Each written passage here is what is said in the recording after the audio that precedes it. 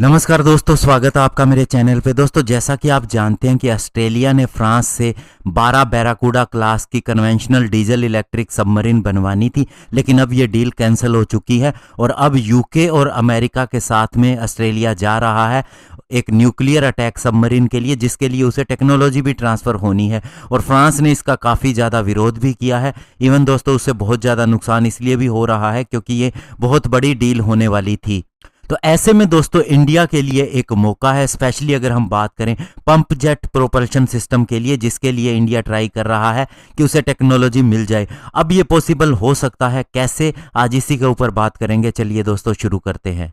तो दोस्तों, जैसे हम बात करते हैं फाइटर जेट के अंदर इंजन सबसे महत्वपूर्ण होता है इसे पावर देने के लिए, उसी तरह से दोस्तों किसी भी न्यूक्लियर अटैक सबमरीन के अंदर जो उसकी प्रोपल्शन टेक्नोलॉजी होती है वही इसे पावर देती है आगे बढ़ने की। और इसके लिए इंडिया ट्राई कर रहा है कि एक नेक्स्ट जनरेशन का पंप जेट प्रोपल्शन टेक्नोलॉजी के थ्रू एक इस तरह का सिस्टम बनाया जाए और ये टेक्नोलॉजी उसे फ्रांस से मिल सकती है। और ये पंप जेट प्रोपल्शन बहुत ही बेहतर ऑप्शन होता है किसी भी हाई स्पीड अटैक सबमरीन के लिए। और जब हम बात करते हैं न्यूक्लियर अटैक सबमरीन की, तो ये बेसिकली अपनी स्पीड के ऊपर और अपनी स्टेल्थ प्रॉपर्टी के ऊपर ही आधारित होती है और इसीलिए दुश्मन के इलाके में अगर ये जाती है तो इसका पता नहीं चलता। और सबसे बड़ी बात, पंप जेट प्रोपल्शन सिस्टम के साथ में नॉइस भी बहुत ही कम होता है, जिससे इसकी स्टेल्थ फीचर बढ़ते हैं, इसकी एकॉस्टिक फीचर बढ़ते हैं।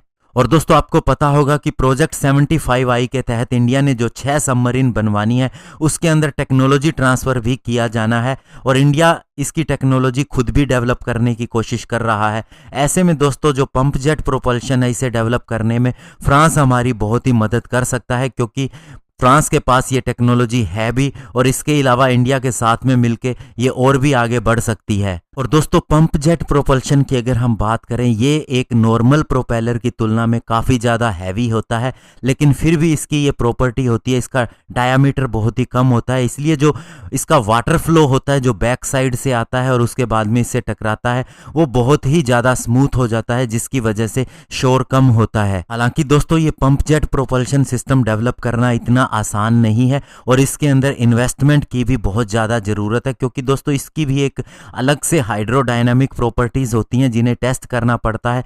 लेकिन फ्रांस की मदद से ये काम आसानी से हो सकता है। हालांकि इंडिया इसे डेवलप कर लेगा, लेकिन फिर भी अगर फ्रांस की मदद मिल जाती है तो ये काम ईजिली हो जाएगा। और साथ ही दोस्तों, इंडिया की जो बड़ी क्लास की सबमरीन आनी है, स्पेशली अगर हम बात करें जो S5 क्लास की nuclear powered ballistic missile submarine होनी है, ये 13,000 टन की होगी और बड़ी सबमरीन के अंदर ये प्रोपल्शन सिस्टम बहुत ही ज़्यादा सूटेबल होगा। तो ऐसे में इसे डेवलप करने का अब एक बहुत ही बड़ा मौका है और अभी हमारे प्राइम मिनिस्टर ने फ्रांस के प्राइम मिनिस्टर के साथ में बातचीत भी की है। और ऐसे समय में ये बहुत ही ज़्यादा महत्वपूर्ण भी हो जाता है जब एक तरफ फ्रांस को ऑस्ट्रेलिया की तरफ से और यूके और अमेरिका की तरफ से झटका लगा है, तो ऐसे में इंडिया का रोल एक बहुत ही महत्वपूर्ण हो सकता है फ्रांस के लिए। ऐसे में फ्रांस इंडिया की ज़्यादा से ज़्यादा मदद करना चाहेगा और पास्ट में भी उसने ऐसा ही किया है। तो ऐसे में इंडिया को अब इस टेक्नोलॉजी के लिए आगे बढ़ना चाहिए। धन्यवाद। जय हिंद।